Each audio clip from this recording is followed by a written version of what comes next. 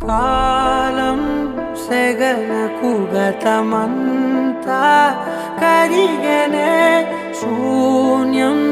బరువుకి బతుకంతా విరిగనే ఏ కారణనో ఏకాకినైనా లోకాన్ని చూడలేని మైకంలో మునిగానే నీ దాకా పోలేని పదాన్ని దూషించా నిన్నందుకోలేని ప్రాయాన్ని ద్వేషించా నీ జంట కాలేని గొంతైనే ఘోషించా నాతో నువ్వు నేనందుకే